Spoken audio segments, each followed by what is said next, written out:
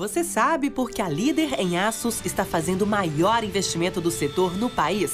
Porque esse é o nosso compromisso com o Brasil.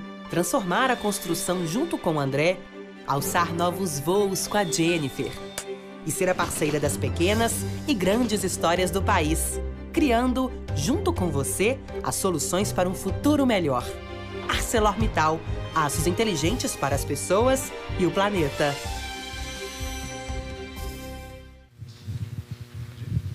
Boa tarde, gente.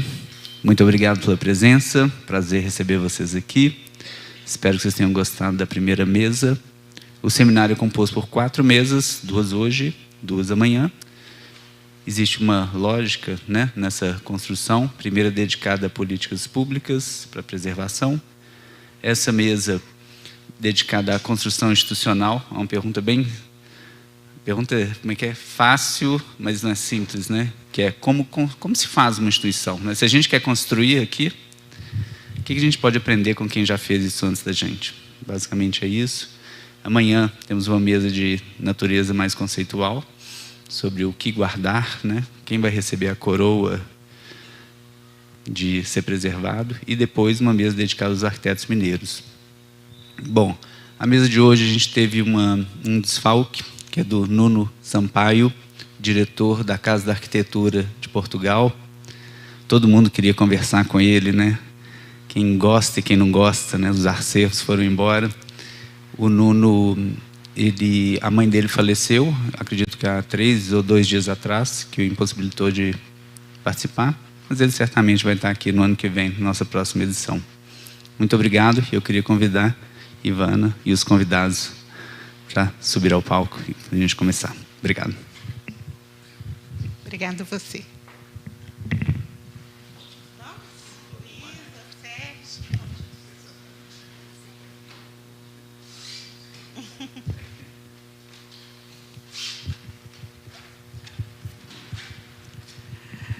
Boa tarde a todos e a todas.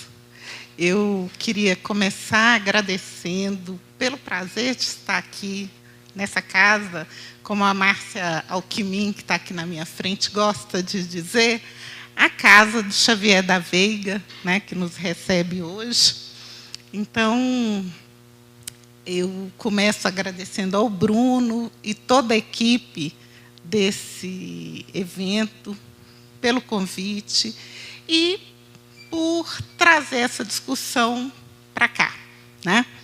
Nós temos o início de um seminário internacional.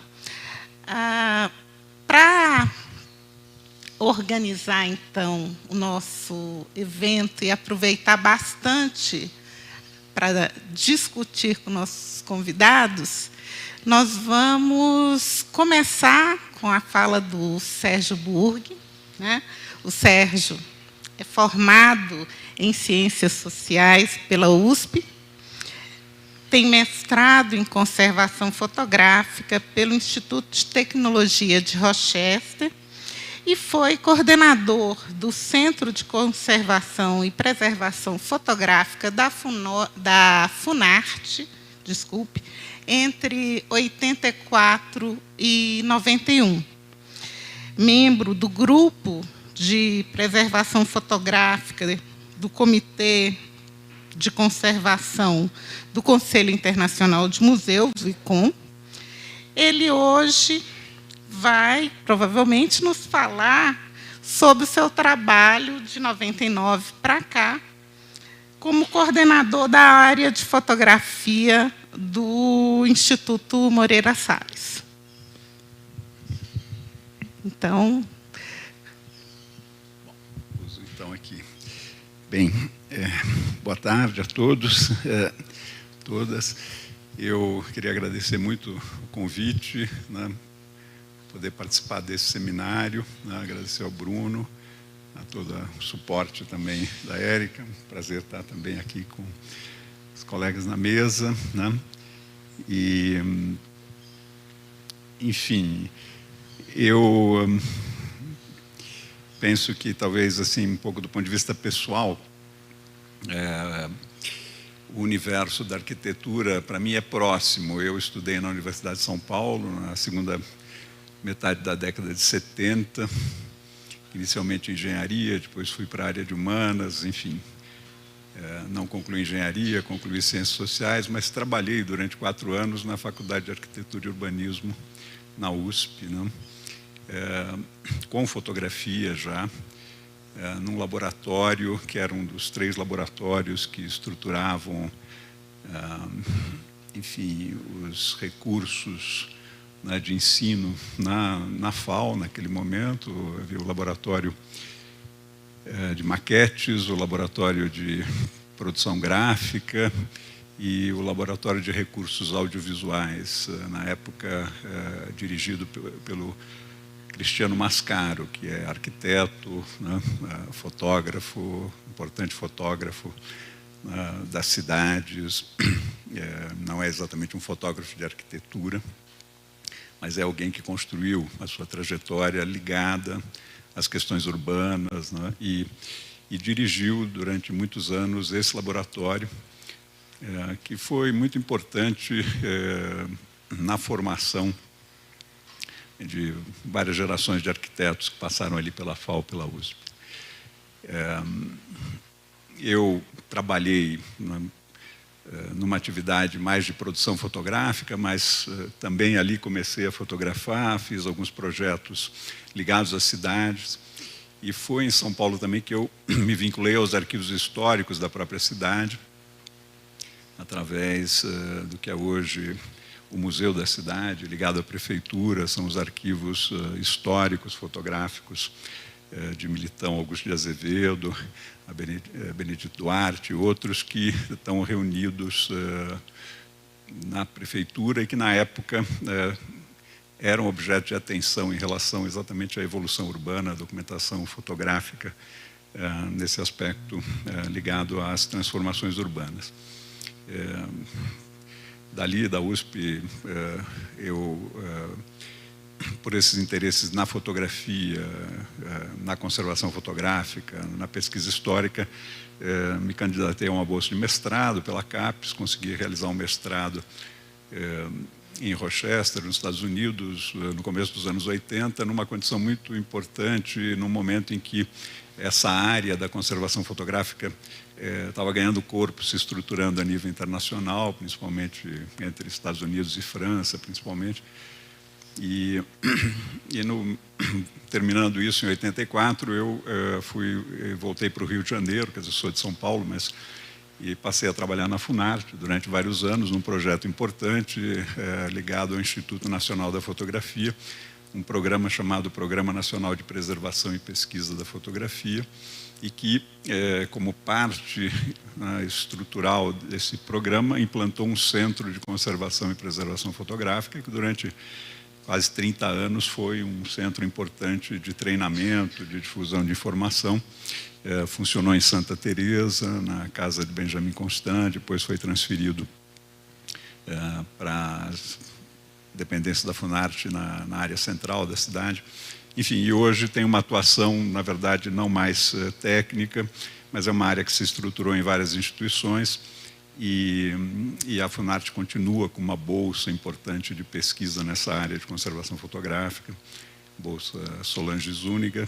Solange foi uma historiadora e muito importante nesse projeto de implantação dessa atividade no campo da conservação fotográfica no âmbito do Ministério da Cultura e da Funarte. Esse projeto foi um projeto que se estruturou junto com a Fundação Promemória e, portanto, tem uma ligação muito forte, esse projeto, no campo da fotografia, com os aspectos de patrimônio, obviamente, inclusive ligados à antiga Fundação Promemória, ao IFAM, enfim, e toda a documentação também, obviamente, arquitetônica e urbanística ligada às próprias atividades do antigo SFAM, depois IFAM, enfim.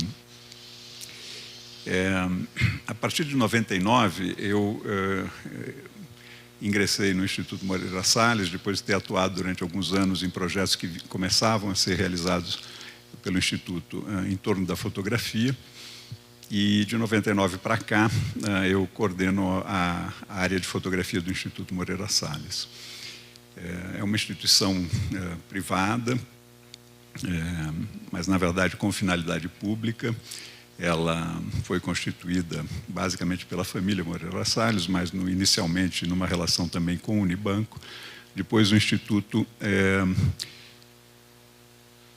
não integrou nenhuma estrutura formal da instituição bancária, ele permaneceu como uma instituição autônoma, separada, e na trajetória da própria instituição financeira, quando ela se funde com o Banco Itaú, etc., o Instituto não é parte desse processo. Portanto, o Itaú Unibanco tem uma estrutura ligada ao Itaú Cultural, e o Instituto Moreira Salles é uma instituição que vem já ao longo de praticamente 30 anos num processo de atuação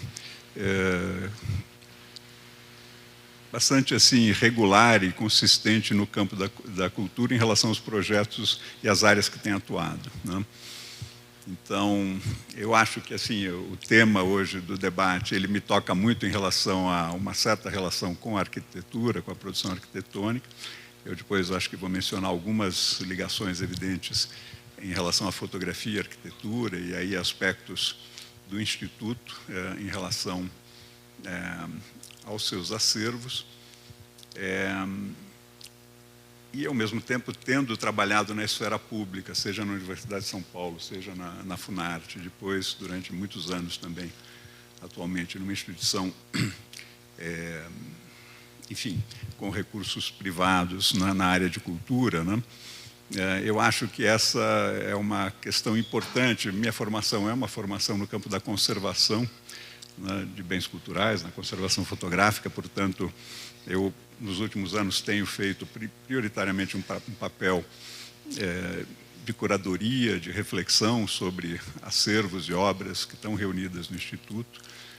O Instituto se dedicou a abrigar arquivos de importantes nomes da fotografia brasileira, né? Portanto, é uma instituição cultural que atua no universo das artes, mas forma acervo, né? Mas tem, na verdade, uma atividade de natureza arquivística, né?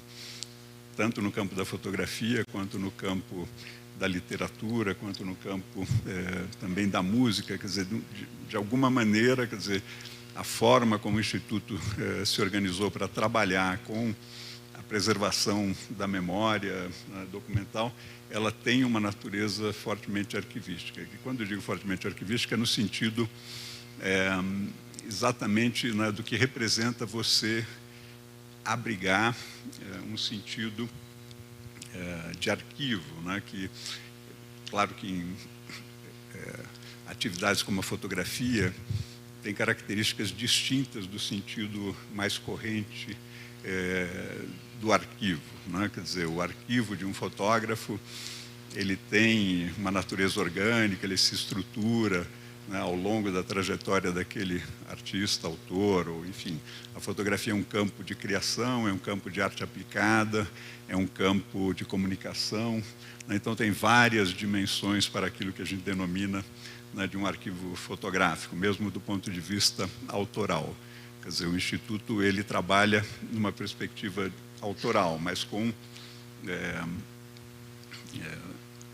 artistas e fotógrafos no campo da fotografia que percorrem diferentes universos, né, em torno desse processo da imagem por aparato, né? Então, vários autores que atuaram fortemente no período da fotografia moderna no Brasil, principalmente em São Paulo, outros que atuaram no campo da fotografia aplicada, como a fotografia industrial, a fotografia de arquitetura, né? E muitos no campo da comunicação, no fotojornalismo, né? Mas esses conjuntos, né, reunidos por esses autores, mantidos por esses autores, né, que são os seus arquivos, né, no caso da fotografia, eles têm um sentido arquivístico e, portanto, precisam ser pensados, né, dentro de uma certa lógica, né, que é própria, né, do pensamento arquivístico, mas eles são, ao mesmo tempo, na fotografia também, obra, quer dizer, obra no sentido de que, né, principalmente na fotografia, você tem os processos criativos se manifestando nos processos técnicos específicos da fotografia, né? E um dos processos específicos da fotografia, talvez o mais corrente, durante o período da fotografia analógica, é o processo negativo-positivo. É onde, né, os fotógrafos produzem originais de câmera que têm uma característica do próprio processo, que são imagens, né, que tem uma relação de luminosidade invertida em relação ao registro da cena original, e que aquilo é uma matriz para um desdobramento, né, e uma interpretação daquele trabalho produzido em campo, digamos assim, que vai ser depois editado, trabalhado, pensado, não só no sentido documental, mas no sentido criativo também, né, na forma de imagens que são finalizadas, são positivos, são ampliações, enfim, são conjuntos que têm uma natureza mais de obra, né? Entretanto, na fotografia, do ponto de vista dos arquivos, é quase impossível, principalmente nesses campos onde a trajetória não é estrita no circuito das artes, é uma trajetória no campo da atividade aplicada, né?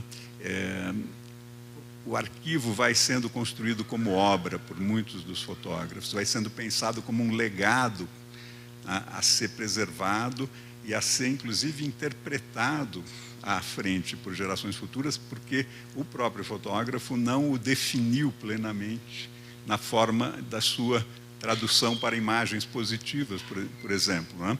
Mas gerou um conjunto muito expressivo de negativos, documentou aquilo na forma de imagens contato, de pequeno formato, classificou e conferiu a toda essa documentação uma relevância de obra, né? Não um sentido, né, de um trabalho produzido para gerar, eventualmente, enfim, uma obra finalizada.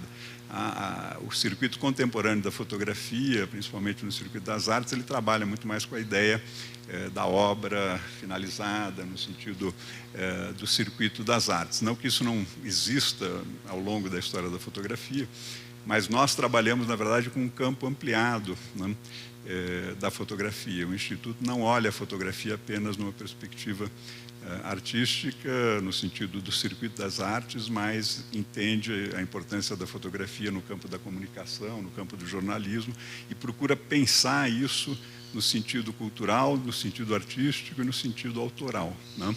Mesmo nos campos da fotografia estritamente aplicada, né? Fotografia industrial, né? Enfim, entendendo que nenhum desses momentos, mesmo no campo, né, da arte aplicada, você está distante de um processo criativo, num processo de elaboração formal, estética, né, no trabalho desses autores. Então, hoje nós temos cerca de 35 arquivos de importantes nomes da fotografia brasileira, que reunidos somam mais ou menos 1,5 milhão de imagens, né? E temos também, em paralelo, um arquivo adquirido em 2016, que é o arquivo dos diários associados, dos jornais que integravam os diários associados no Rio de Janeiro, né? Que são eles o Jornal, o Diário da Noite e o Jornal do Comércio. Jornais, principalmente o Jornal e o Diário da Noite, importantes no período em que atuaram, nos anos 40, 70, principalmente.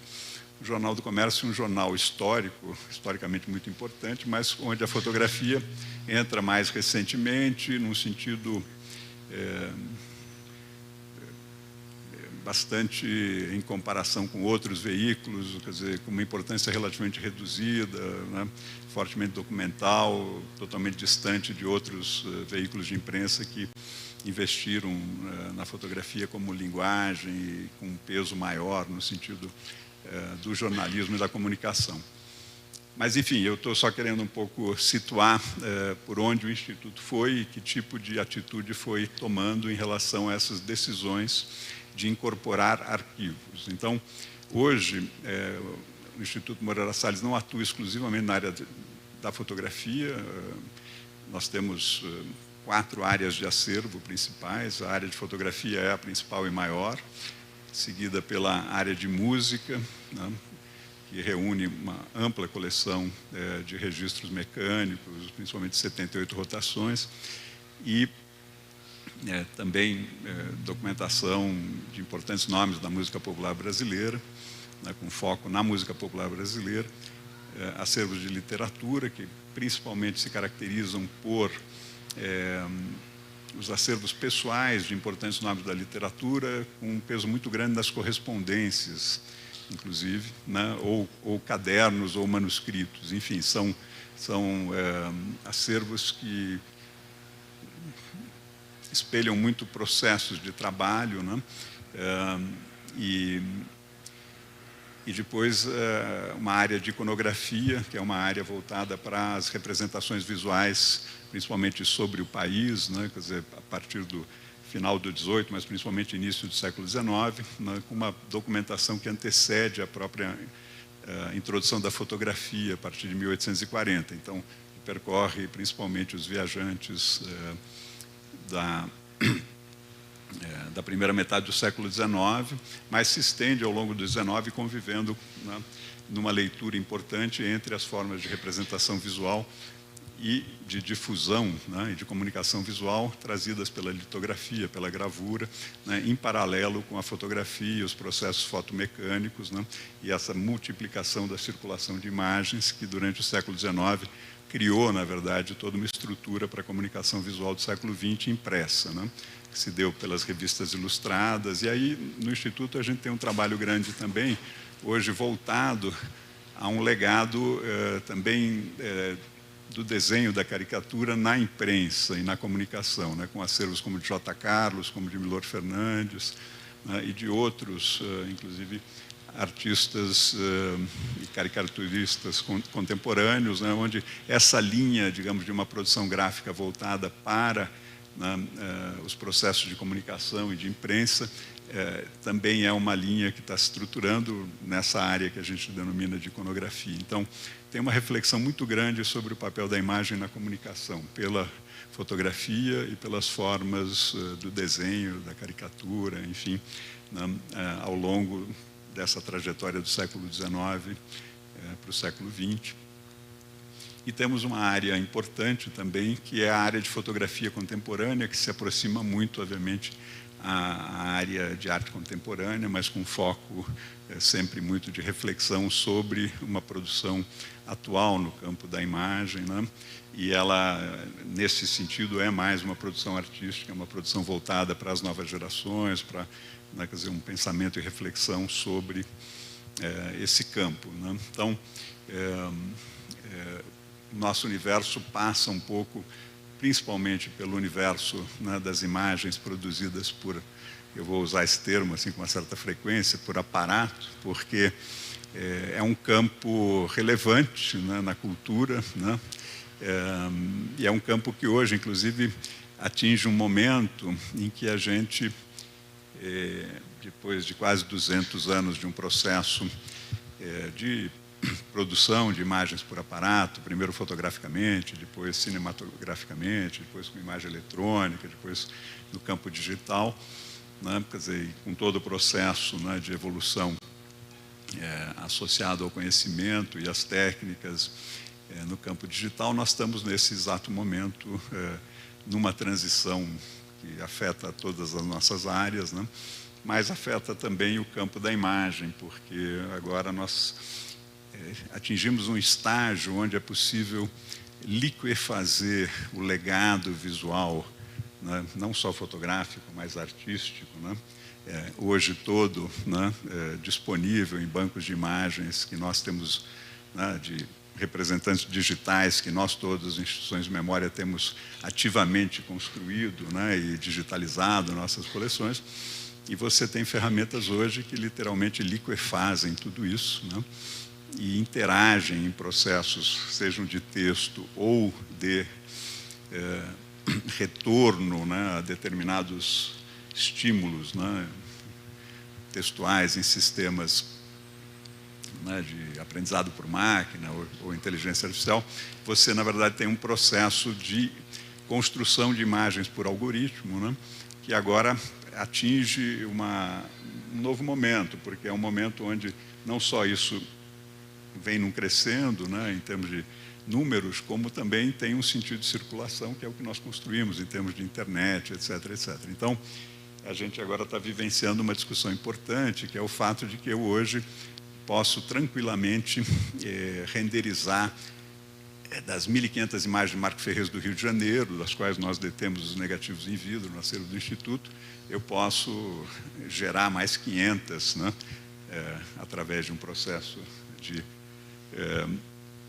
ilustração por algoritmo, etc., que são imagens que você consegue, inclusive, produzi-las num patamar tal que você não consegue dizer se elas são ou não imagens no âmbito eletrônico da circulação das imagens efetivamente distintas daquelas produzidas pelo autor, né? Então, esse é um dado, eu acho que importante, mas que coloca uma questão de dois níveis, né? Uma é de reconhecer a questão da imagem por aparato como um legado histórico relevante para a cultura, para a documentação e para o aprendizado das pessoas, né?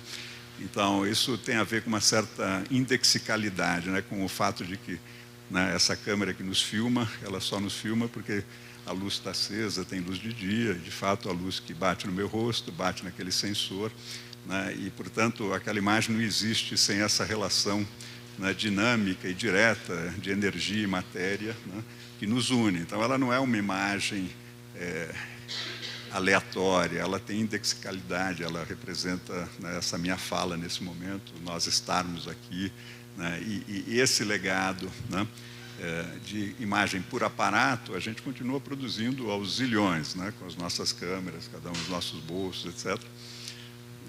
Em paralelo, eu consigo gerar um vídeo hoje, né, com uma pessoa, uma voz, etc., etc., e que é uma ilustração, que ele não existiu num determinado momento ou espaço, né, num determinado local e momento. Ele, na verdade, foi construído, né, como ilustração, ou como, né, quer dizer, um pouco sintetização, né, e isso se dá no âmbito do texto também, né, quer dizer, eu acho que agora o texto hoje, que supera a capacidade que a gente tem de escrever um texto, revisar, e hoje você tem um algoritmo que te entrega um texto que você precisou fazer um doutorado para gerar aquele texto, né? Hoje o algoritmo te entrega um pós-doutorado, assim, com falhas, né, mas com aparência, né, de uma erudição e de uma informação.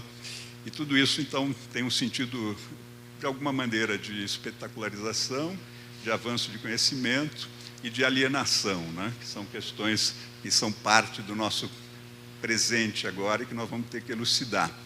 E eu acho que as instituições de memória têm um papel fundamental nesse campo, né, porque nós não podemos abrir mão da materialidade da cultura, não podemos abrir mão, né, da documentação histórica, nós não podemos abrir mão da interpretação, né, histórica a partir de legados consistentes, né? E, portanto, eu acho que o campo da cultura, das instituições de memória, ele tem um papel muito relevante no contexto cultural daqui para frente, né? Não é cartorial no sentido de cartórios, isso é verdade, isso não é verdade, mas é um papel de produzir interpretação e referência e consistência, né, para uma espécie de um processo de liquefação cultural que tem virtudes, né, do sentido criativo, abre novas fronteiras, mas tem também potenciais de, pelo menos, talvez no curto prazo, uma certa desestruturação de processos, né, que talvez não sejam as melhores processos, assim, ou passos a serem dados. Mas, enfim, isso é a discussão geral que a gente está envolvida, mas, por exemplo, no campo da imagem fotográfica é bem interessante, porque, de fato, a gente chegou no estágio onde a gente vai passar a conviver com imagens de aparência, de imagem por aparato, que terão sido geradas apenas por algoritmo e serão ilustrações. Então, essa relação entre, na indexicalidade, que é uma coisa assim, né? Você vê uma imagem, ela pode até estar, se você olha aquele painel no fundo, eu aprendo com ele, eu não sei exatamente quem é, eu suponho que seja no arquivo, eu vejo as pessoas, mas eu vejo a materialidade daquele momento, né? E eu compreendo, porque eu já vi centenas de imagens como aquelas, né? E eu vou construindo uma certa ideia, né, de passado, mas a partir de algo que eu diria, eu não questiono a materialidade daquela imagem, eu não sei o que ela está me mostrando, eu não sei se estavam reunidos ali para botar fogo no arquivo ou não, né? Quer dizer, eu não sei o contexto daquela imagem, aquilo mostra, mas não explica, né? mas eu sei que documentos aparentemente estão ali ordenados daquela maneira, verticalmente, né? São pessoas de uma certa idade, que representa também questões relacionadas aos acervos, etc, etc. Enfim, então, é evidente que daqui para frente isso pode ser uma ilustração, né? E aí tudo bem, não tem nenhum problema, mas essa relação que a gente tem meio direta, né, com a imagem por aparato, é uma questão. Bom, só fiz essa digressão para dizer que hoje o Instituto está envolvido fortemente com arquivos, está envolvido fortemente com reflexão sobre essas produções, tanto do ponto de vista dos autores, quanto da pertinência desses arquivos nos contextos do seu período de produção, no seu período atual. Né? Para isso, né, nós temos pessoas, departamentos, curadores internos, mas temos uma atividade muito forte de também buscar trazer, né, pessoas, principalmente curadores, para projetos, né, de exposições, catálogos, reflexão sobre acervos também de fora, tentando ampliar, na verdade, a capacidade de reflexão e, ao mesmo tempo, um compromisso de disponibilizar isso eletronicamente para consulta, para pesquisa, né, de tal forma que esses legados estejam acessíveis. É um desafio grande, né, do ponto de vista de processamento, digitalização e disponibilização disso tudo. Enfim, eu não quero me estender demais, quer dizer, eu tenho até uma apresentação em slides aqui que eu posso até passar um pouco, mas assim, meio ilustrativamente, mas eu queria talvez só, antes de avançar um pouco, alguns minutos nisso, mencionar que, do ponto de vista da instituição, é evidente que ela é resultado de uma decisão de recursos privados abundantes, né, onde se tomou uma decisão de colocar isso a serviço da cultura, dentro de uma decisão tomada no âmbito de uma família, de algumas pessoas. Então, obviamente é isso, né? É uma disponibilidade de recursos, né, num nível tal, passível de ser pensado, de que parte desses recursos eventualmente pudessem ser né, um fundo capaz de permitir ações de médio e longo prazo em relação a certas linhas de atividade. Basicamente, o Instituto Moreira Salles é o instituto que se define dessa maneira. Ele possui um endowment, um fundo constituído, enfim, ao longo dos anos pela família, que é uma aplicação, né, cujo retorno conservador dessa aplicação é, na verdade, o que forma o orçamento anual da instituição.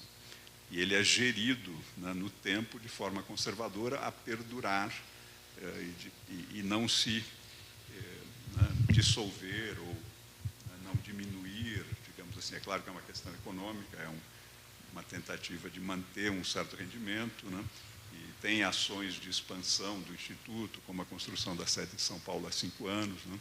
Como agora nós estamos fechados por 4 anos no Rio de Janeiro para o investimento na sede da Gávea do Rio, e são investimentos que são feitos, né, pela família, fundamentalmente, para ampliar um pouco a estrutura, ou renovar, ou etc., ou expandir, com um aporte de recursos adicionais, além do que...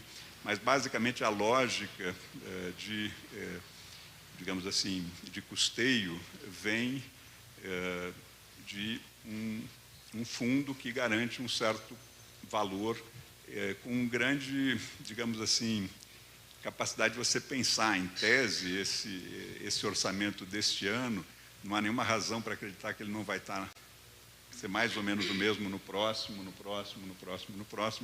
porque ele tem uma fonte que está alocada para isso, não é uma fonte que tem um recurso esse ano e ano que vem vamos ver se vai ter ou não vai ter, ou só vai ter metade ou não deu. Quer dizer, então isso garante, na verdade, uma possibilidade de pensar projetos de médio e longo prazo, né, que é um pouco a consistência, né, de um recurso orçamentário que também não cresce, né, não permite, do ponto de vista orçamentário, que a gente tome decisões... assim, elas estão associadas a essa questão.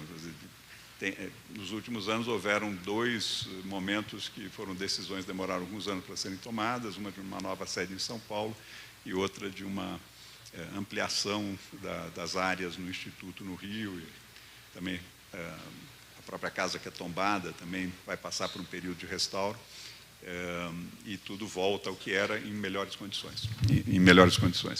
Enfim, então esse é o perfil da instituição. Assim, agora, eu poderia depois responder perguntas, enfim. E, do ponto de vista das imagens,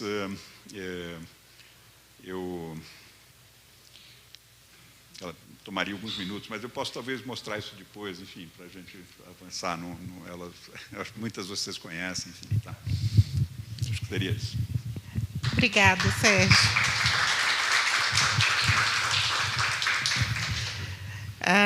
Então, agora nós vamos para uma outra experiência, né, com a Luísa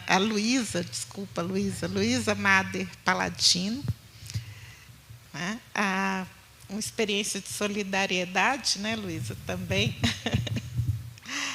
Luísa é graduada em Artes Plásticas pela UNB, tem mestrado em Estética e História da Arte pela USP, e nesse mestrado ela estudou intercâmbios artísticos entre Brasil e Argentina nos anos 70, e um doutorado no mesmo programa da USP, em que ela estudou a opção museológica do Mário Pedrosa, né? E por isso que eu destaquei a solidariedade e, claro, a imaginação social, né? Luísa é professora do Instituto Federal de Brasília e vai falar provavelmente sobre esse doutorado, né, Luísa? Um pouco dos dois. Porque o que nos interessa e o que nos move nesse debate é justamente a criação dessas redes, a criação das instituições. Justamente. E eu vou contar uma história também de solidariedade para vocês. Minha fala hoje, primeiro, boa tarde para todo mundo. É um prazer estar aqui participando dessa roda de conversa, nesse seminário voltado para políticas de salvaguarda de fontes documentais. A minha fala aqui ela está um pouco amparada, primeiro, no exercício da história da arte, né, que eu acho que dá para estabelecer um vínculo entre história da arte, arquitetura, urbanismo, arquivo, que é o foco, mas o meu ponto de partida, assim, meu horizonte de reflexão aqui dessa nossa conversa vai ser o Museu de Arte Contemporânea da Universidade de São Paulo, que basicamente também foi o meu tema de mestrado, as redes de intercâmbios artísticos nos anos 70, né, são anos de chumbo, anos de ditadura, de uma atmosfera bastante repressiva. Então, entender um pouco como que essa conjuntura impactou o trabalho de muitos artistas, mas o meu foco aqui é a ideia de museu-escola, museu-laboratório, que são nomenclaturas que foram criadas pelo Walter Zanini, que foi um importante historiador da arte, que foi diretor do MAC-USP entre os anos 60 e 70, ali, logo no período de criação do MAC-USP, quando essa instituição herdou, né, o grande acervo de Titilo Matarazzo, do Museu de Arte Moderna. Então, parte desse acervo também foi criado com obras que ganhavam os grandes prêmios da Bienal, enfim. Então, a gente está falando basicamente de um acervo formatado por obras-primas de vanguardas europeias, Picasso, De Chirico, enfim, mestres brasileiros. Mas a gente está falando também de um museu que é um espaço também de liberdade, né? Então, esse museu a gente pode vê-lo a partir de um exercício dialético assim do seu próprio acervo, que ao mesmo tempo que acolhe mestres consagrados, né, Picasso e tantos outros, abria o seu espaço para receber artistas jovens, artistas experimentais, num período em que grupos de criadores, artistas, começaram a se opor radicalmente a modelos tradicionais, pintura, escultura, fotografia, e propuseram outras formas de criação, ações efêmeras, cartografias, instalações, performance, videoarte, ou seja, toda uma nomenclatura artística que era muito recente para o debate da época e bem distante dessa lógica do paradigma modernista mesmo do objeto artístico, baseado na unicidade, baseado na permanência. Então, muitas das obras aqui que eu gostaria de mostrar para vocês, posso aqui que eu passo? Tá bom. São obras que estão amparadas em uma outra lógica de criação. E para inaugurar aqui essa fala, eu trouxe esse painel, que é um painel de correspondências coladas.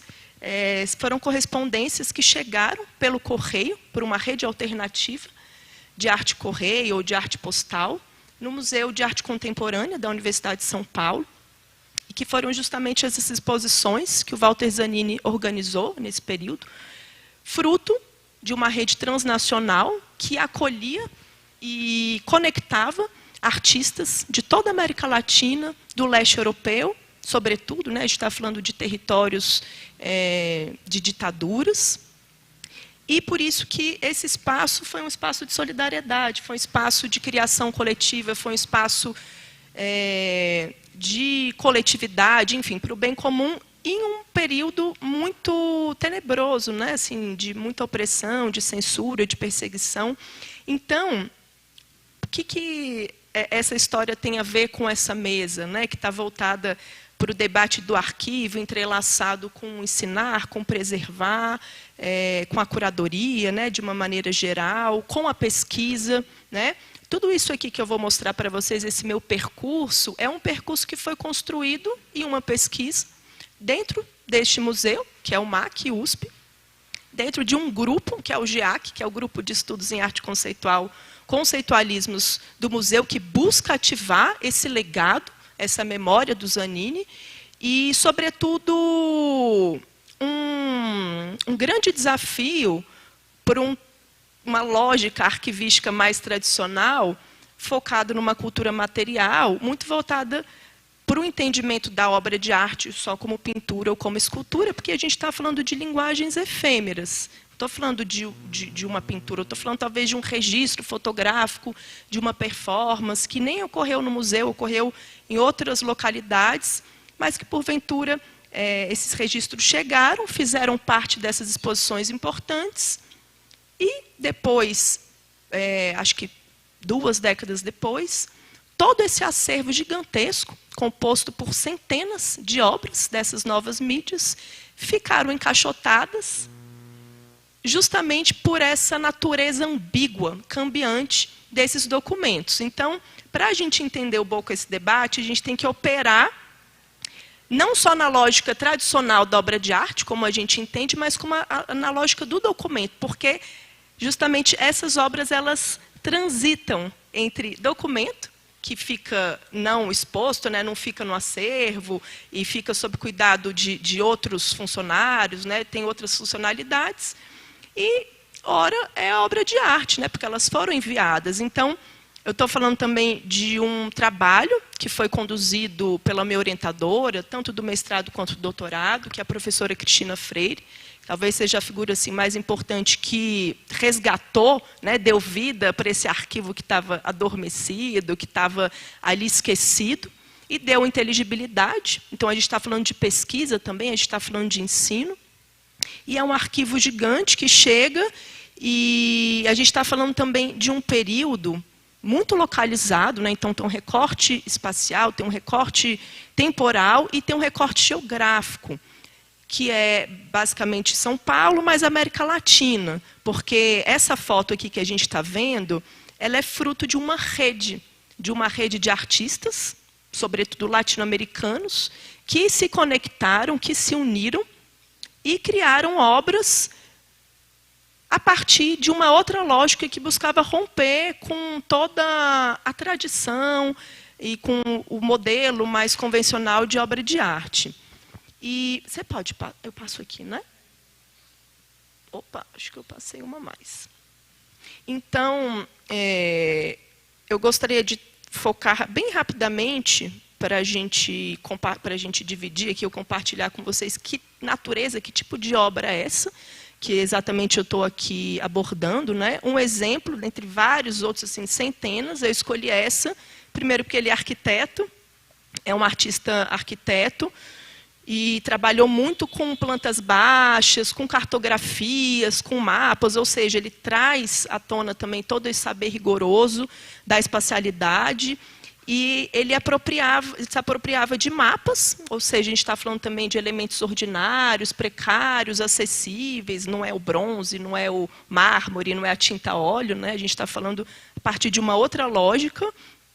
E ele envia, justamente porque ele fazia parte desse circuito transnacional acionado aí pela arte postal, e essa obra, como várias outras, chegam ao museu e são expostas em duas grandes mostras importantes, que é a Prospectiva 74, com curadoria do Walter Zanini, e depois tem Poéticas Visuais, tem década de 70, muitas exposições que foram pensadas e articuladas coletivamente, né, não só por um curador, chefe, que ordenava, mas, assim, quando eu digo que é um museu laboratório, um museu como espaço de liberdade, de criação em tempos extremamente turbulentos, isso de fato aconteceu, né? Então era um momento de união e, sobretudo, para a gente repensar também essas práticas a partir desse recorte geográfico específico que é a América Latina.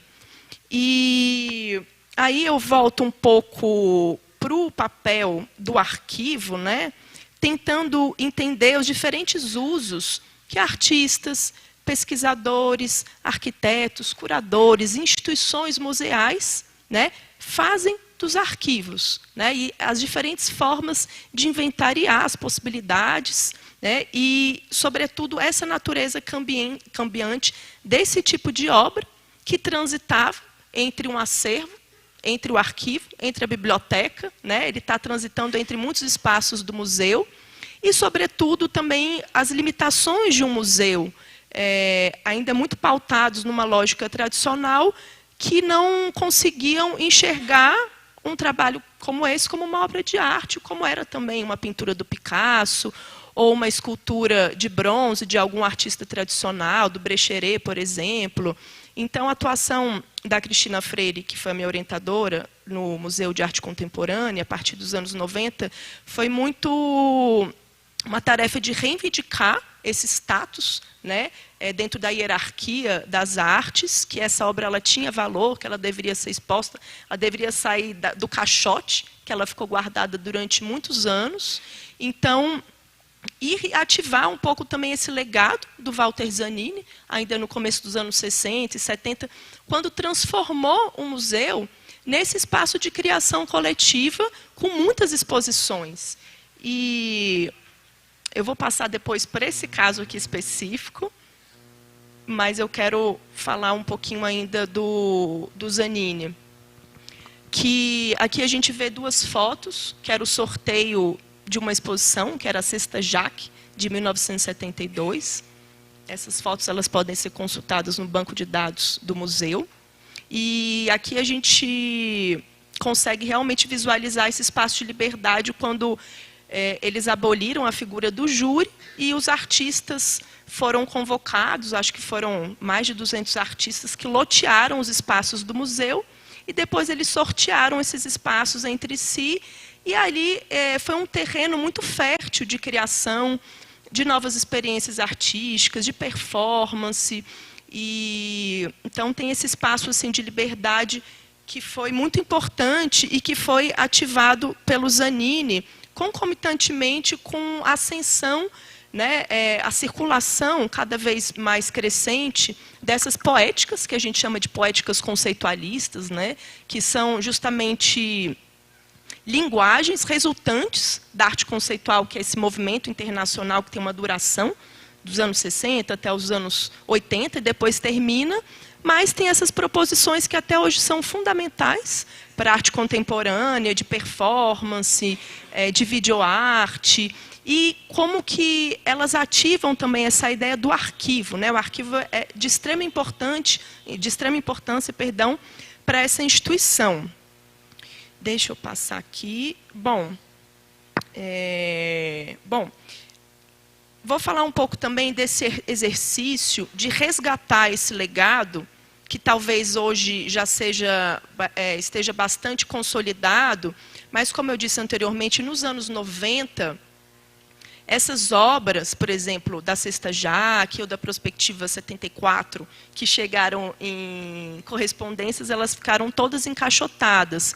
Então, eu consigo localizar um exercício da historiografia, um impulso, né, de reescrever a história a partir de um outro legado, concomitantemente com a abertura dos arquivos. E eu estou falando aqui, sobretudo, de arquivos de memória vinculados à ditadura, né? De obras que estão diretamente relacionadas, foram concebidas, foram criadas em contextos de ditadura e que foram arquivos criados por artistas que faziam parte também desse museu e que ficaram esquecidos. Então, nos anos 90, nos anos 2000, esses historiadores, enfim, se depararam com essa herança, com a abertura, né, com a desclassificação de arquivos ligados à ditadura. E, até então, parcela significativa das pesquisas em história da arte, elas estavam muito voltadas para a avaliação ou de movimentos artísticos europeus, estadunidenses, muito focadas numa análise formal, estilística, calcada justamente naquele paradigma que eu falei anteriormente, que é esse paradigma modernista, da unicidade, de autonomia, e como se as obras não tivessem nenhuma conexão com o seu contexto social, com o seu contexto político, o seu contexto cultural. Então, e junto a isso também muito desinteresse por parte de historiadores, de críticos, de teóricos, de estabelecerem um vínculo com a produção dos artistas dos países vizinhos, né? Como se o Peru tivesse assim, anos-luz de distância, no entanto, a gente tem muito mais conexão com a Alemanha, com os Estados Unidos. Então, tem essa dupla operação de resgate dessa memória que ficou esquecida, porque a gente está aqui falando de artistas que produziram num circuito marginal, produziram a revelia do mercado, a revelia de um comércio, a revelia do próprio sistema da arte, e que houve ali um exercício, né, um fôlego da historiografia de resgatar, de dar as obras cambiantes, que ora são obras, ora são documentos.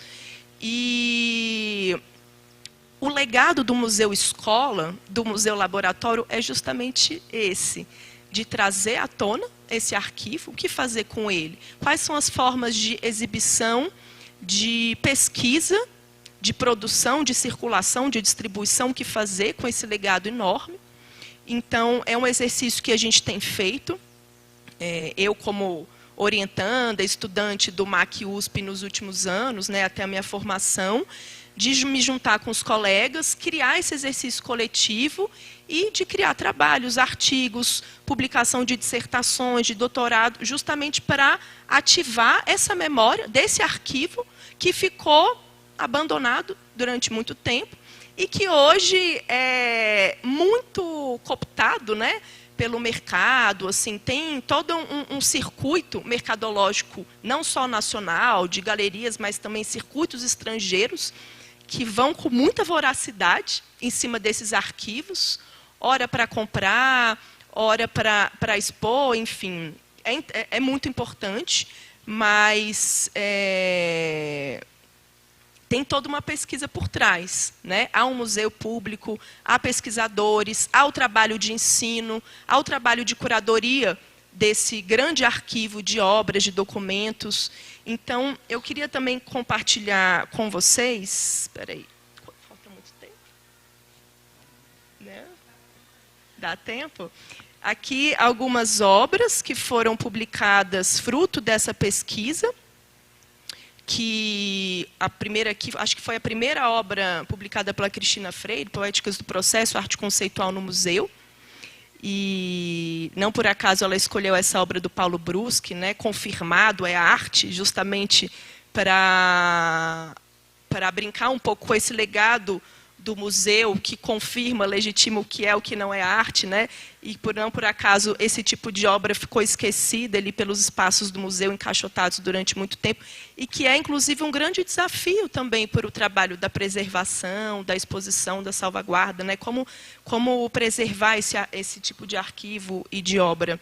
E um mais recente, que foi produzido coletivamente, que é o Terra Incógnita, que é o mapeamento das obras do acervo, só que mais focado nas obras latino-americanas, dessas obras ligadas ao acervo conceitualista do Museu de Arte Moderna, de Arte Contemporânea.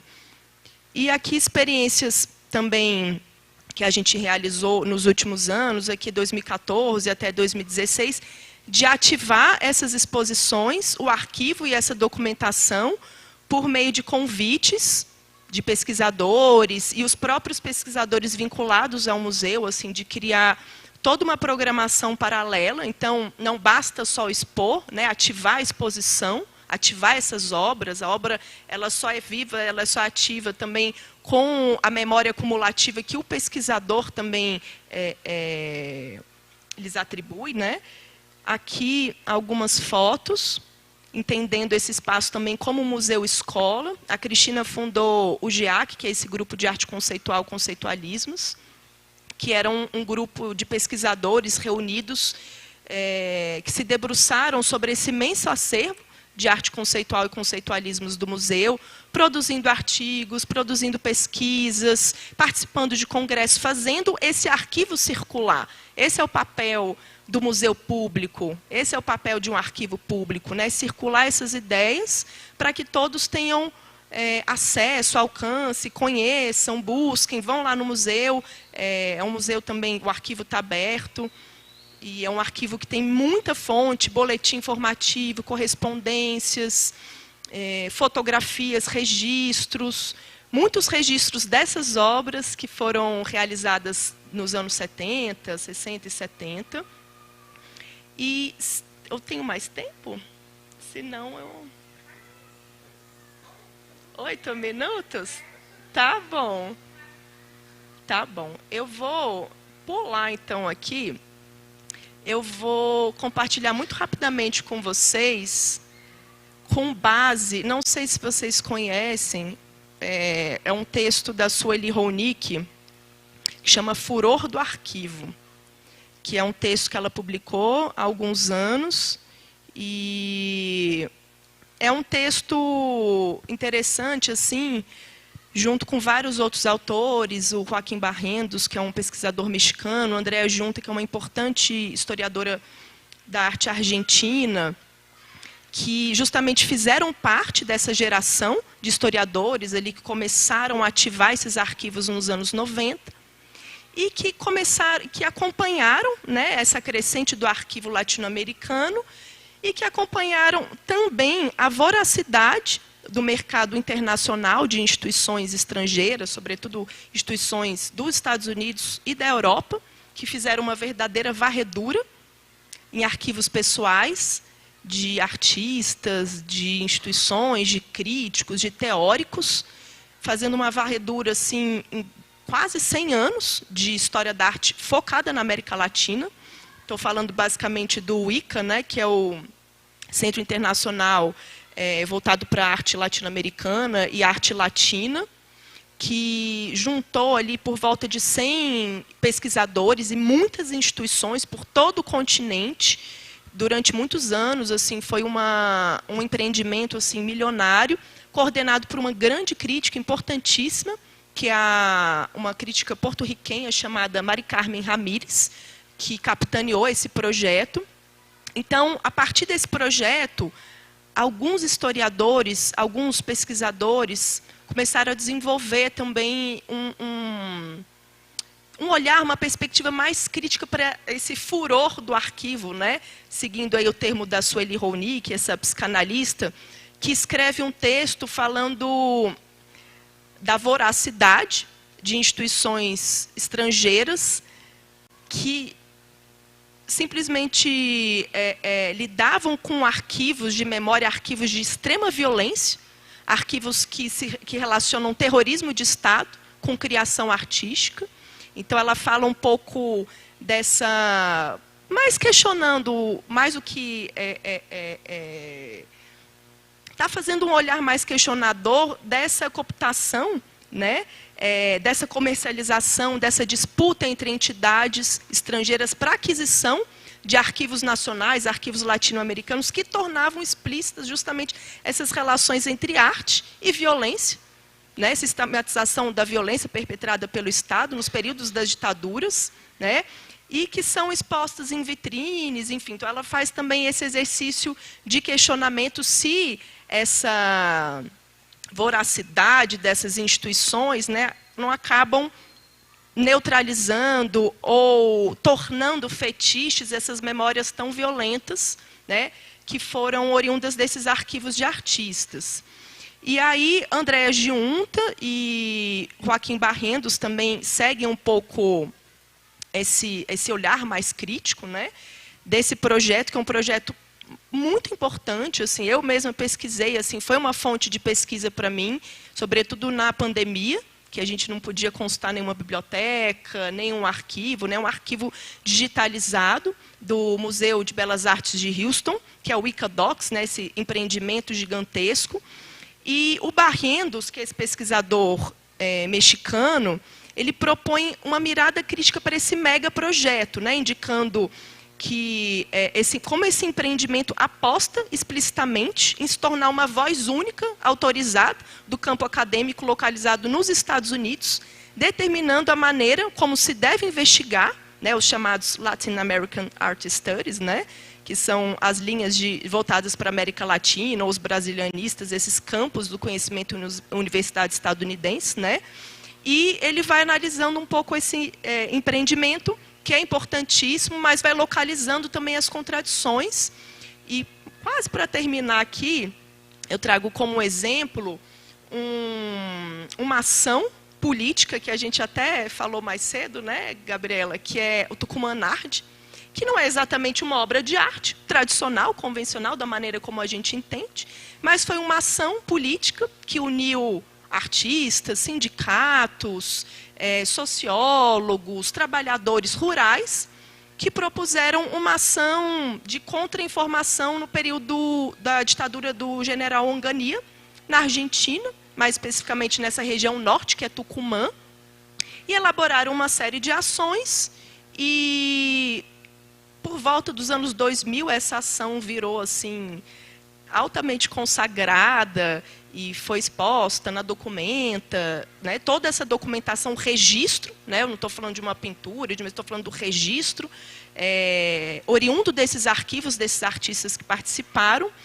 E aqui é basicamente assim, a organização por nomenclaturas, por categorias, que o corpo editorial do Wikidocs criou, né, eles estruturam várias nomenclaturas, são 12, tipo figurativismo, abstracionismo, globalização, mídia de massa, conceitualismos, latino-americano ou latino, utopias geométricas, enfim, são categorizações importantes, mas que acabam delimitando o olhar do pesquisador. Então, eu acho que vale a pena uma reflexão, e até como uma proposta de pesquisa futura, né, tentar mapear como que as pesquisas sobre história da arte latino-americana vão ser escritas futuramente a partir do direcionamento que é feito, por exemplo, pelo Wikidocs, que é um arquivo muito importante, mas que a partir dessas metadescrições, categorias muitas vezes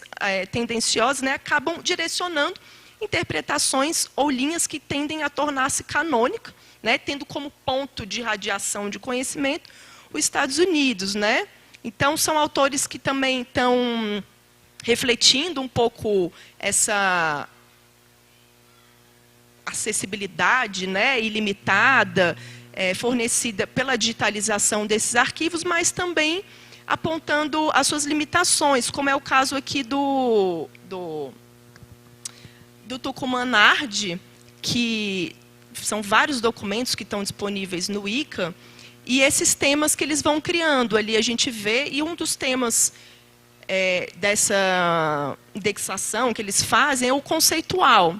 E esses artistas, tudo que eles menos queriam e que eles mais se opuseram era a etiqueta conceitual. Eles se opuseram completamente. Então, um pouco para a gente pensar a importância desses arquivos, como que eles têm sido mobilizados, cooptados pelo mercado internacional, e pensar como contrapartida a experiência, por exemplo, de um museu público, museu escola, museu laboratório, que é o legado do Walter Zanini, que segue vivo atualmente no museu, né, com esses grupos de estudo, com as publicações que se debruçaram nesses arquivos e nessas memórias dolorosas. E espero não ter ultrapassado muito tempo e a gente pode conversar. Muito obrigada, obrigada pela possibilidade aqui de troca, gente.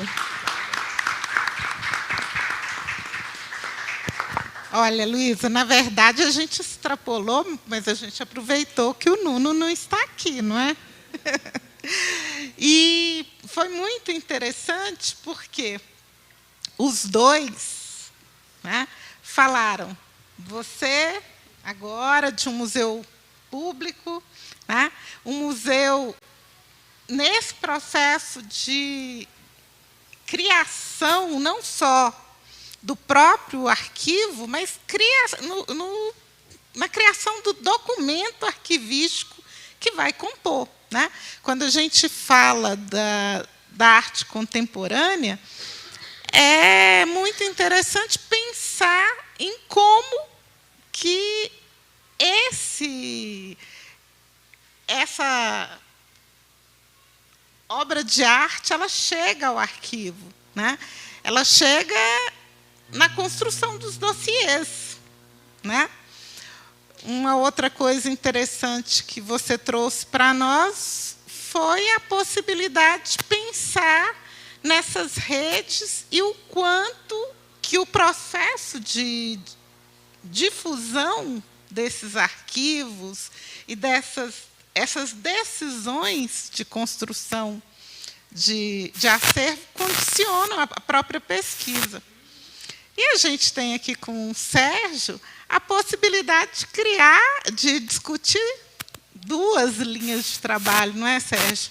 O da Casa de Santa Teresa, do trabalho de conservação incrível que você coordenou por tanto tempo, e, por outro lado, a experiência, né, de construir, como você mesmo disse, um arquivo, né, com uma linha de acervo que está condicionada pelas paixões de uma família também, né?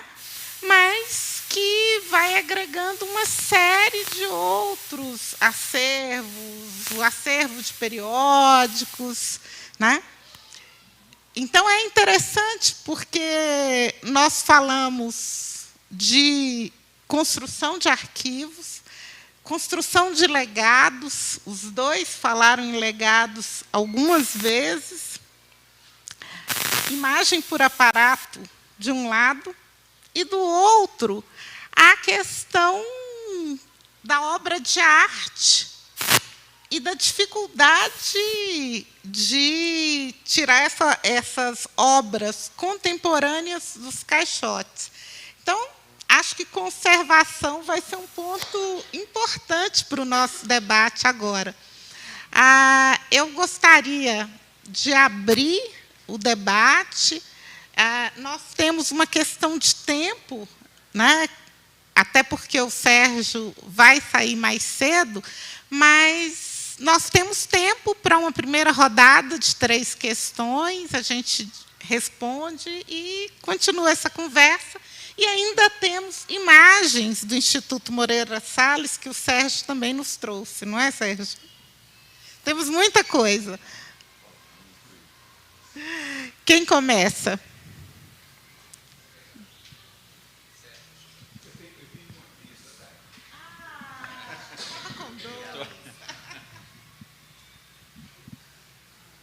Se identifica, por favor.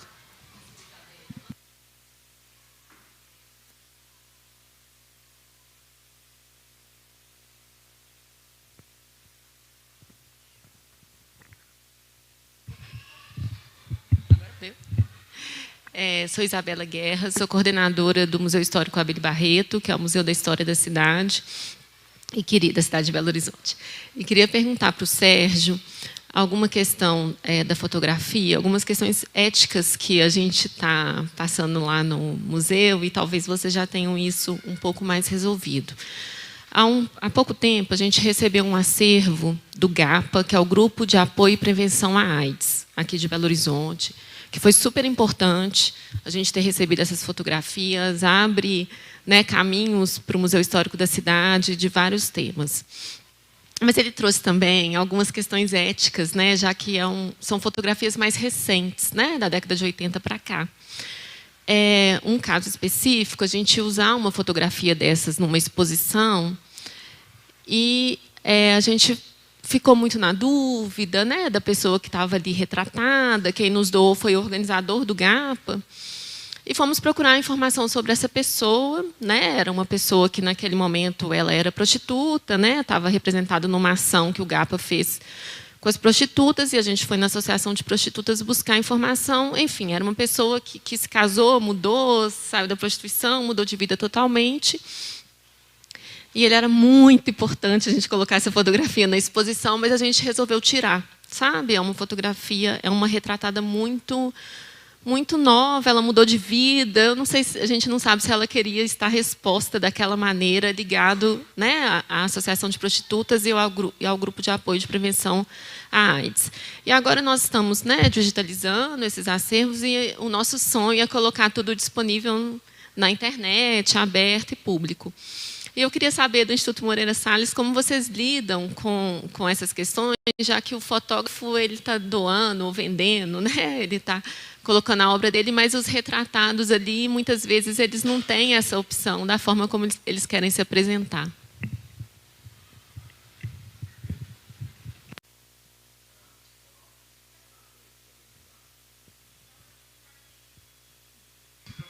A gente já tem a pergunta da Isabela. Mais alguma questão, gente? Márcia.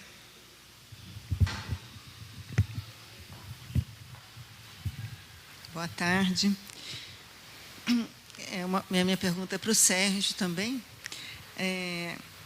Sérgio, você colocou uma questão muito importante que tem sido discutida, né, na academia, na sociedade, etc., que é a questão da criação de imagens por algoritmo versus, né, não só de imagens, mas de textos, teses, né, dissertações, enfim, qualquer tipo de trabalho pela inteligência artificial. E adorei o termo imagem por aparato, né, e você fez essa contraposição. Na verdade, a imagem como aparato, do jeito que você colocou, na sua breve digressão, que não é o fundamento, não é o principal da sua colocação, mas deixa né, o resultado dessa imagem por aparato como se fosse a importância da materialidade para a verificação da autenticidade da imagem, né, do produto. O que faz com que os arquivos e os museus ganhem uma importância ainda maior, né, como guardiões, ou seja, responsáveis pela preservação material desse acervo, né, que foi criado a imagem por aparato. Ao mesmo tempo, nós vemos estamos diante de uma falência econômica dessas instituições, né, sobretudo as instituições públicas. Você trabalha numa instituição privada, né, com recursos bem garantidos, como você falou, mas você também vem de uma experiência do setor público. O que você acha, assim, qual que é a nossa saída hoje para garantir, sobretudo, que as instituições públicas possam continuar na sua missão de salvaguarda desse acervo, né, do material? Obrigada. Olha, nós já temos 3 questões, porque a Márcia acabou fazendo 3. Fazendo 2, aliás. Você quer falar, Gabriela? E aí a gente... Boa tarde, sou Gabriela, professora da PUC de arquitetura. E, na verdade, é uma reflexão para ambos, assim, do que transcende... Né, a gente está falando da salvaguarda de acervos arquitetônicos documentais, da mesma maneira que Luísa questiona, né, o que é arte, o que não é arte, a gente também questiona, né, o que é arquitetura, o que não é arquitetura, né? E eu, né, pensando essa amplitude de como você pode fazer pesquisa em arquitetura, né? Pesquisa documental em arquitetura, né? Porque eu mesmo, como pesquisadora, já fui muitas vezes ao IMS pesquisar as fotografias de fotógrafos, né? Nem sempre, não os oficiais, às vezes, de arquitetura. A gente tem muitos fotógrafos lá da arquitetura moderna, por exemplo, Construção de Brasília, né? Marcel Roderot, Farcas... Thomas Farcas, enfim, né? Mas a gente também tem os fotógrafos dos movimentos sociais, né? Os fotolivros que foram produzidos, muitos fotolivros de maneira independente, que vão, inclusive, reforçar as questões das violências institucionais, né? E que também são fontes de pesquisa para a gente pensar o campo da arquitetura e da cidade, né? Então, assim, um pouco como que esses acervos são pensados lá de dentro do ponto de vista da fotografia, né? E do MAC USP, eu também já pesquisei lá, né? Essa questão dos acervos dos arquitetos, você mostra Horácio Zabala, mas eu também pesquisei CAI, que a gente tem, né? Jacques Bedel, o próprio Clorindo Testa, que é um arquiteto muito famoso na Argentina, fez a Biblioteca Nacional, fez o Centro de Arte da Recoleta, né? Enfim, um arquiteto de projeto, mas que tem todo esse arcabouço, né, de uma arquitetura conceitual, vamos dizer assim, né, no plano do conceitual, e que fica no registro documental, não fica, né, na prática construtiva, assim, né? Então, como que essa pluralidade desses acervos, eles também ajudam a construir o campo da salvaguarda, né? A gente pensar de uma maneira mais ampla.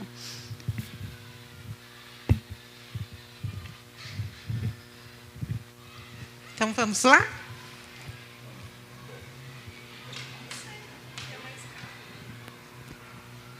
Então, está funcionando.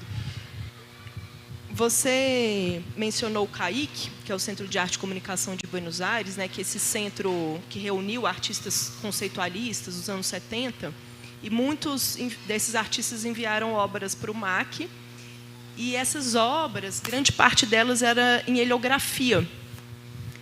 E eu fiz a consulta dessas obras, elas não estavam, assim, fazem parte do acervo, mas eu pude manuseá-las e pesquisá-las, elas estavam na biblioteca Lorival Gomes Machado. Então, acho que isso reforça um pouco essa natureza cambiante, dúbia, dessas imagens, que elas não são obras de arte, da forma como o museu entende, né?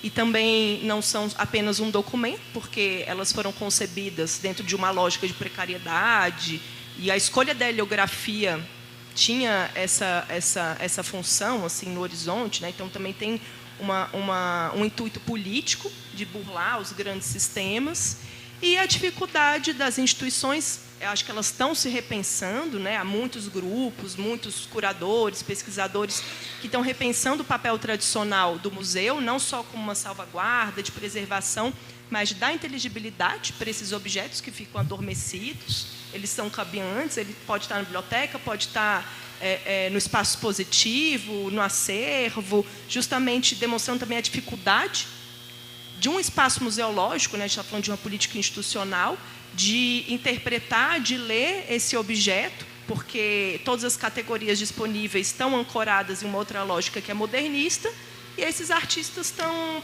operando a partir de um outro princípio. Então, a ideia do arquivo da obra, do arquiteto, por exemplo, você falou os três, né, que são importantes.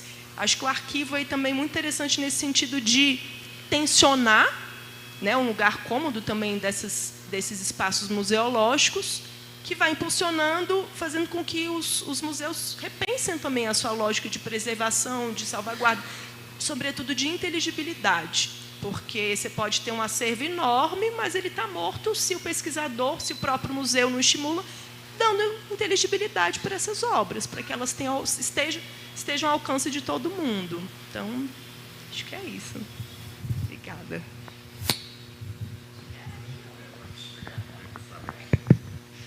Bem, não, eu talvez um pouco na sequência também, eu diria que algo interessante talvez é o fato de que o aspecto, quer dizer, do arquivo no contexto museológico é fundamental, quer dizer, e eu acho que mesmo se a gente pensar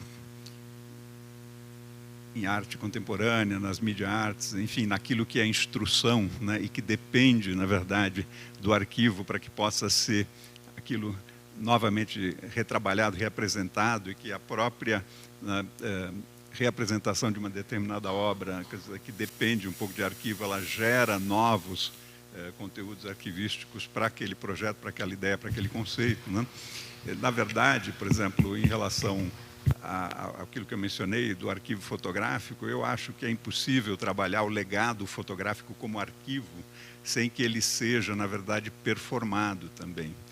Porque, em algum momento, pessoas, curadores, artistas, né, impressores, vão se deparar com um legado que tem intenção, né, de longevidade, né, quer dizer, pelo próprio autor, e que passa por um certo grau, né, de compreensão daquele legado, de uma certa interpretação que tem que ser documentada, que ela é feita por um determinado conjunto de pessoas naquele momento, e ela é, na verdade, uma leitura, uma performance, né, como seria uma performance musical, na verdade, né, em cima de um legado de criação, né, que é aquele legado. Mas ele não pode viver na sua forma estática, até porque no campo da fotografia você tem um problema de tradução de uma certa configuração do arquivo para uma certa possibilidade de fruição sensorial daquele material, que tem que ser traduzida para um formato que vai responder aos formatos do momento. Então, no fundo, não deixa de ser obra, mas... E claro que você tem a obra materializada, fixada também, eventualmente em segmentos. Então, esse aspecto é muito...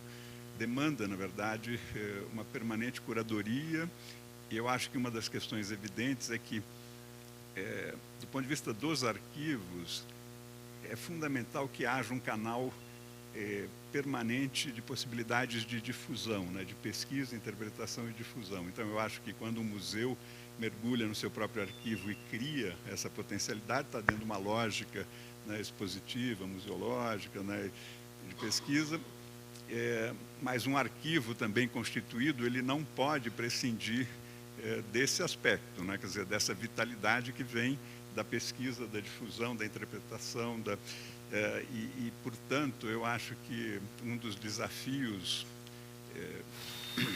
é articular, né, essa capacidade, né, de você poder ativar, né, no presente esses legados históricos com pesquisa, interpretação e difusão, né, e isso tem um custo equivalente ao custo físico de manutenção desses acervos, das equipes, e mesmo de processamento técnico, no sentido da sua descrição, etc. Então, eu acho que se você não tem um projeto ou a possibilidade de articular isso, né, entre trabalhos, entre instituições que permitam essas duas ações simultâneas, o risco de você não conseguir avançar é muito grande, né? Então, e aí um pouco respondendo à questão, né, do recurso, né, do financiamento,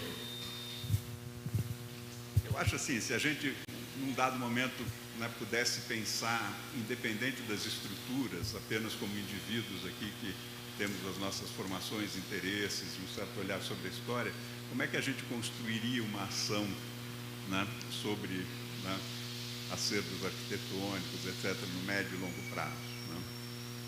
Eu acho que a gente iria pensar em recursos, continuidade, né, possibilidade de construir em cima, né, das próprias experiências, documentar e seguir, né? O fato é que eu não tenho a resposta, mas eu diria que, do ponto de vista social, como sociedade, a gente tem a obrigação de resolver essa questão, né? E ela tem que se dar com os recursos disponíveis, né, que são todos públicos, são todos, né, de finalidade pública. Então, eu sei que eu estou fazendo aqui uma equação simples, mas o fato é que a estrutura, muitas vezes, ela promove a descontinuidade, e isso nos atrasa enormemente, né?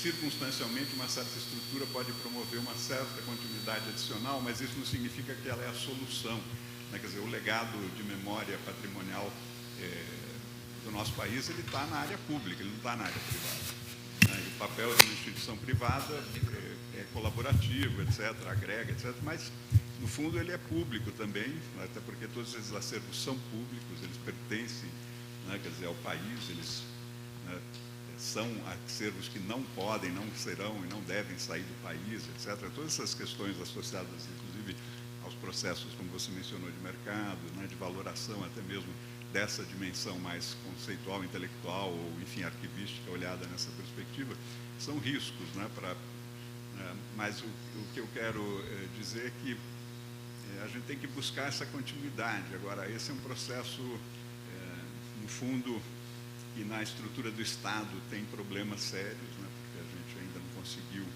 estruturar, né, quer dizer, permanência, etc., etc., isso a gente ainda tem. E na estrutura privada, teria seguramente uma capacidade muito grande de recursos ainda adicionais para a área cultural, né, mas eles teriam que estar fora das lógicas de mercado o máximo possível, porque, né, tem Lei Rouanet, tem patrocínio, etc., mas sempre está um pouco nessa relação assim, de curto prazo entre marca e ação, etc., que é importante, mas, na verdade, isso do ponto de vista cultural é secundário, né? O que é importante é o recurso para que a cultura aconteça, enfim. Então, não tem uma resposta assim, precisa, mas eu acho que a gente tem que, enfim, trabalhar com essa questão, por um lado, da continuidade dos recursos, e a outra questão que eu mencionei é essa da ativação, né, dos arquivos, e para isso é preciso recursos também, né, que você possa ter dinheiro para pesquisadores, bolsas, difusão, você constrói um espaço na sociedade, né, na hora que você faz isso. O arquivo está ali, mas ele precisa ser ativado, e ativado criticamente, né, precisa ser pensado. E a questão da fotografia, naquilo que diz respeito aos retratados, digamos assim, ou ao outro, né, num processo fotográfico, a fotografia tem muito essa relação, né, quer dizer, então acho que essa é uma questão no contexto dos acervos fotográficos dos museus, instituições de memória, ela tem questões aí muito presentes em relação a aspectos decoloniais, assim, porque historicamente essa questão, né, quer dizer, do abuso, da violência, do uso da imagem dos outros, né, de outros, né, quer dizer, ela está presente, obviamente, na imagem fotográfica, ela é um instrumento de poder, de afirmação, etc. E que eu acho que hoje em dia, quer dizer, um dos caminhos necessários é você exatamente, quer dizer, fazer as leituras desses conteúdos, que são os conteúdos, né, onde pessoas são retratadas, quer dizer, fundamentalmente pelos próprios grupos retratados, pelas pessoas, né, por uma leitura que seja prioritariamente daqueles que são objeto desse registro, dessa imagem. Quer dizer, então, há uma questão ética sempre presente. Por um lado é importante, né, que essa documentação exista, por outro lado ela precisa vir acompanhada, né, de uma sensibilidade, de uma leitura, de um olhar que seja, e mesmo essas decisões, né, sobre que passo, né, se pode dar ou não. Então, e a gente tem inúmeros exemplos, né, quer dizer, que são exemplos nesse momento. Por exemplo, posso citar um exemplo que é um exemplo no qual nós estamos vivenciando há alguns anos, quer dizer, o Instituto, com a fotógrafa Cláudia Andujar, realizou, né, um projeto de exposição inicial na produção dela, que era a produção da revista Realidade. Depois, no segundo momento, a gente trabalhou com a curadoria do Tiago Nogueira, que é o nosso coordenador de fotografia contemporânea, a exposição A Luta Yanomami, né? E a exposição foi em São Paulo, Rio, depois foi para a Europa, e agora ela foi para Nova York, está indo para o México, agora abrindo no México, depois vem também para Colômbia e Chile. E, do ponto de vista dos Yanomami, o documento fotográfico é um problema, né? Porque as pessoas, né, quando elas falecem, morrem, toda a materialidade em torno delas é desfeita. Então, assim, é uma contradição para eles, né, terem uma documentação dos anos 70, onde vários dos seus parentes ali já não existem mais, né, e, em tese, né, numa relação mais direta, essas imagens culturalmente seriam eliminadas também, mas dentro de um quadro de tamanha violência, né, como a gente assistiu agora, né, e se acentuou nesses 4 anos, né, do ponto de vista político, os próprios Yanomamis tomaram, ou parte das lideranças, não vou dizer os Yanomamis como todos, mas enfim, no contexto, né, quer dizer, e esse trabalho foi todo feito junto com, né, e a Cláudia, na verdade, é uma fotógrafa que dedicou a vida dela a um trabalho, né, junto com os Yanomamis. Então, essa relação que já existia desde sempre, o Instituto absorveu o máximo que pôde, né, para poder promover a exposição, para poder... Tanto é que a exposição agora, inclusive, a partir dos Estados Unidos, ela é uma exposição que ela não leva mais o nome da Cláudia especificamente, porque ela incorporou mais 20 artistas Yanomamis, além do que já vinha sendo feito, né, e para ser expressão, na verdade, né, e um canal das lutas, das questões deles. É claro que num processo, numa parceria. Enfim, eu estou dizendo isso para citar que o máximo que você radicalize nessa direção talvez seja realmente o melhor que você possa fazer, né, se a tua ambição não é controlar o outro, não é, né, de alguma maneira, né, dominar o outro, se a sua intenção é de fato uma relação, né, quer dizer, de solidariedade, ou enfim. Então depende um pouco de onde que se está essa questão. Eu sei que tudo isso é muito complexo na sociedade que a gente vive, e eu não estou aqui querendo dizer que o Instituto se insere no contexto específico, etc. Mas especificamente, quer dizer, esse é um exemplo. E eu acho que aí depende, acho que vocês fizeram muito bem, mas assim... e o direito de imagem e fotografia, eu acho que ele é um problema, porque, na verdade, ele é um direito consentido no retrato, né? E eu entendo que ele não pode ser superior ao direito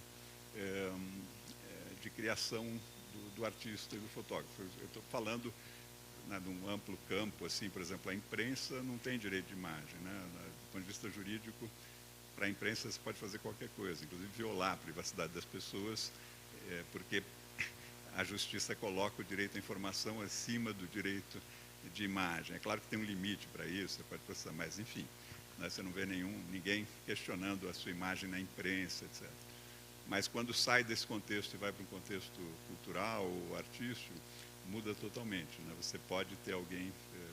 mas eu acho que isso é uma coisa que a gente vai, com o tempo, reverter um pouco, equilibrar. Quer dizer, não é possível que um fotógrafo tenha passado a vida inteira produzindo retratos consentidos de forma, né, quer dizer, solidária e generosa, seja, né, processado, ou a instituição, ou enfim, etc., por uma amostra, por razões financeiras. Aí você tem que...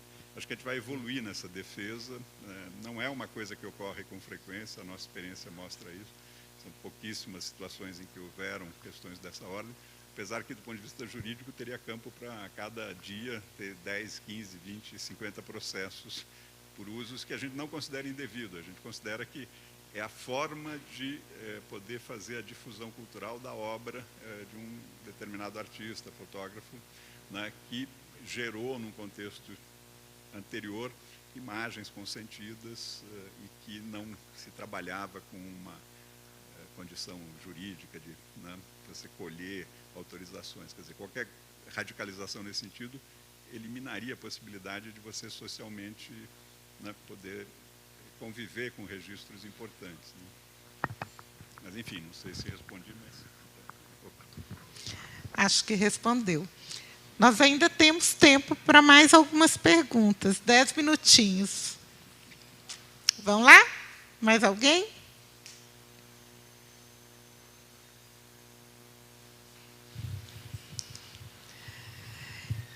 Eu queria fazer uma conexão com a mesa anterior e com especialmente o que os nossos convidados agora apresentaram.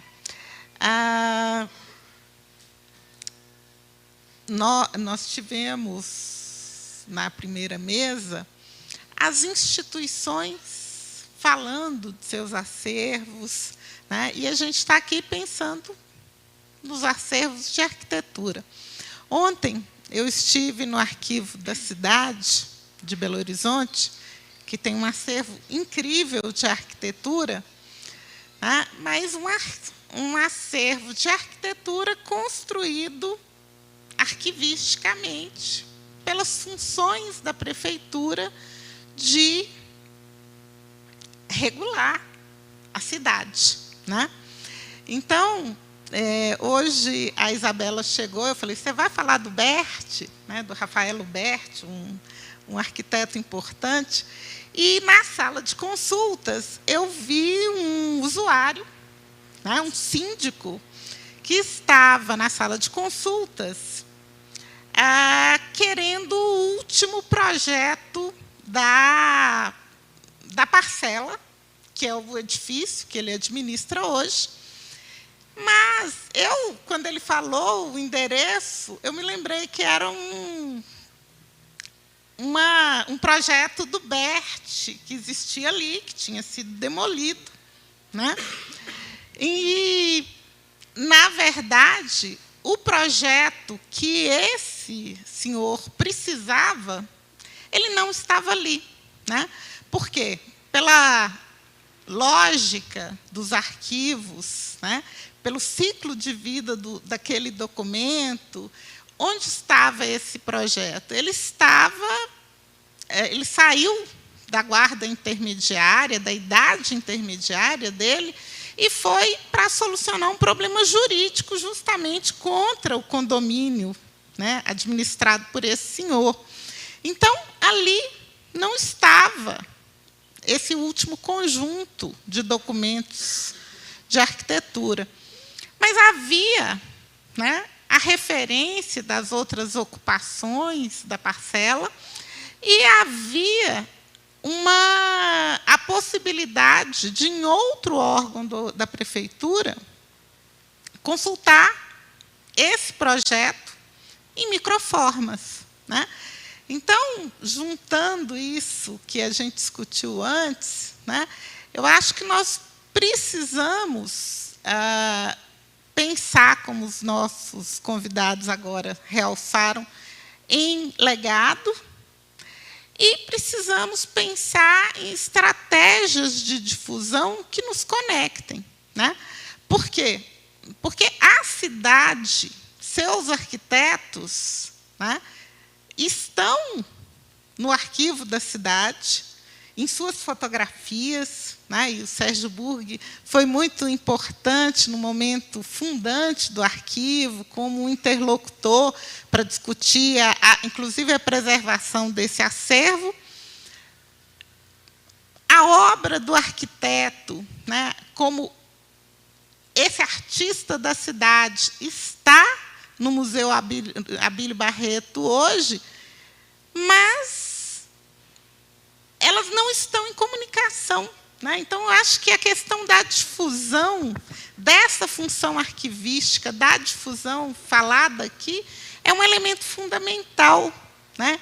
Eu acho que a gente precisa discutir isso mais, porque o documento, seja de arquitetura, de arte contemporânea, quando difundido, né, nós criamos a possibilidade de novos usos, nós trazemos a luz para esses documentos, não é? Posso falar um pouco? Não, quer falar? Não. Não, você mencionando, assim, eu acho que tem um aspecto assim, realmente, de arquivo e documento, um legado documental enorme. Mas é evidente que a leitura, né, crítica desses legados e os desafios de difusão são muito grandes, né? Eu vou citar um projeto que cruza arquitetura com fotografia, urbanismo, que a gente teve envolvido nos últimos anos e que, curiosamente, está situado na mesma cidade do Museu, né, de Belas Artes de Houston, mas só que na Universidade de Rice. É um projeto chamado imaginerio.org, que é um projeto, na verdade, de cartografia histórica do Rio de Janeiro, que foi desenvolvido a partir da Universidade de Rice por 2 professores ligados à história urbana do Rio de Janeiro, mas também à arquitetura moderna, um deles um pesquisador de arquitetura, arquiteto e de arquitetura moderna. E essa plataforma cartográfica é uma dos legados digitais mais interessantes sobre o Rio de Janeiro, porque ela é a soma de toda a cartografia da cidade. Qualquer um de vocês pode entrar, imagine rio.org, você tem um mapa com uma linha do tempo onde toda a transformação urbana da cidade está registrada, onde todos os arruamentos, onde todas as... isso está desenhado virtualmente, mas você tem todos os mapas digitalizados, georreferenciados, sobrepostos, e a gente trabalhou numa parceria e colocamos 4.000 imagens históricas do Rio de Janeiro, que estão georreferenciadas, com cones de visão, etc. E você tem a possibilidade de não só entender a cartografia, como visualizar as imagens, né, em torno dessas transformações urbanas. É um conteúdo digital que, na verdade, ele é de interesse, ele existe, ele vai continuar, mas ele ainda não tem um potencial que a gente sempre fica imaginando de apropriação pela população em geral, porque, em parte, ele, no celular, tem uma versão um pouco pela interface, que integra muita coisa, que não funciona muito bem, não funciona, ela funciona em 2 etapas, enfim, não dá a experiência que é a experiência do laptop ou do notebook, enfim.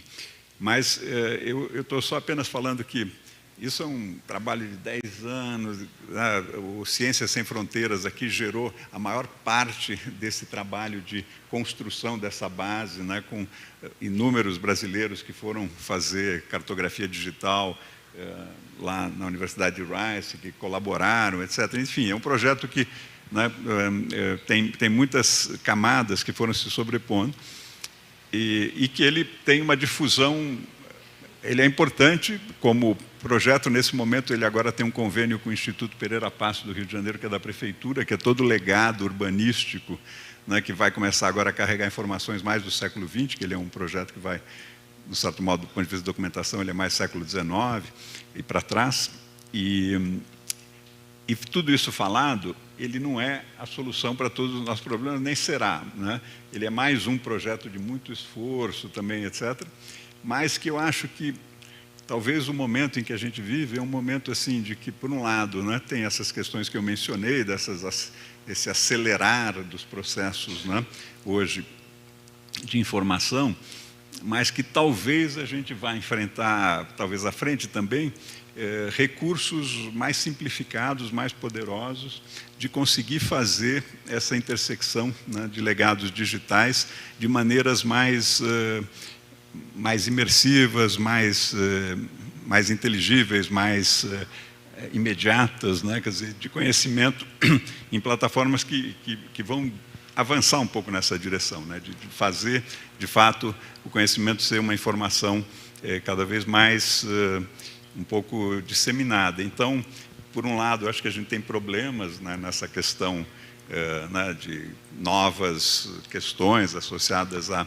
um pouco essa liquefação da informação, e, por outro lado, a gente tem potenciais também que vão se acelerar por essas mesmas tecnologias, e talvez esse esforço agora, que é um esforço que já está há 15 anos, chegou num patamar que é interessante, mas ainda não é, né, aquilo que a gente aspiraria e vai ser à frente. Quem sabe, um pouco à frente, esse esforço de 15 anos vai ser um esforço de 2 anos, 3 anos, para você poder, né, promover isso. Então, eu estou dizendo isso para dizer que eu acho que, no fundo, se você põe na ponta do lápis qualquer projeto como esse, eles não custam caro, né? Só que o problema é que a gente nunca tem esse valor, né, para alocar, né? Mas, assim, de um certo modo, é um pouco isso. Assim, o legado arquitetônico e urbanístico, eu sempre fico pensando, da onde virá o recurso, né? Quer dizer, obviamente, né, quer dizer, o campo da arquitetura tem um interesse direto nisso, né? Mas não consegue se mobilizar como campo específico para necessariamente gerar um recurso que não é grande e que poderia alavancar um projeto no país todo, né? Você poderia ter esse projeto aqui associado ao projeto de São Paulo, todos interligados, etc.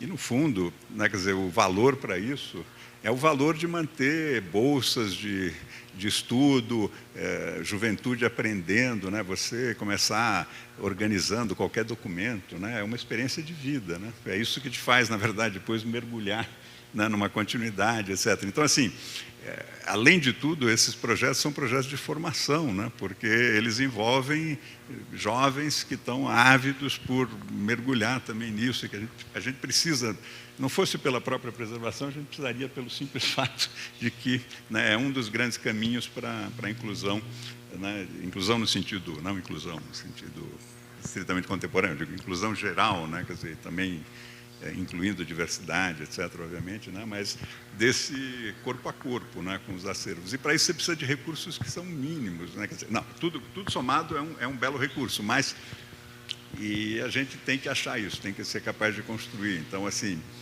eu não sei se a gente aqui vai conseguir chegar num estágio onde uma parcela das pessoas que tem, né, um a mais que poderia alocar, o problema é você articular isso, né? Como é que você faz? É um pouco a ideia das associações de amigos de museus, né? Que eram tentativas de você canalizar, mas, enfim, né, se você tivesse uma estrutura bem montada, é possível que você tivesse escritórios de arquitetura alocando recursos para serem coletivamente patrocinadores de um projeto, né? Mas, enfim, isso cai numa esfera complexa, né, de articular, que todos nós já vivenciamos coisas que vão e voltam, né? Mas, enfim, então, assim, era só fazer esse comentário sobre tecnologia. Eu acho que, de alguma maneira, ela provavelmente vai nos ajudar também, né? Porque, de fato, como as velocidades vão aumentando, então, dá para imaginar que essas maluquices que já estão aí na ponta dos dedos, elas ainda só não foram bem trabalhadas para as nossas necessidades mais concretas, né? Porque também tem um gap aí, a gente não consegue nas instituições usar bem, né, esses recursos que, né, vamos usando aos poucos. Mas, enfim, então um comentário, assim, eu acho que caminharemos assim, para ter sucesso nessas empreitadas aí. Você quer fazer mais algum comentário, Luísa? Então, nós temos que agradecer. O carro já chegou para buscar o Sérgio. Nós agradecemos muito pela presença, por essa roda de conversa, pela presença de todos. Bruno?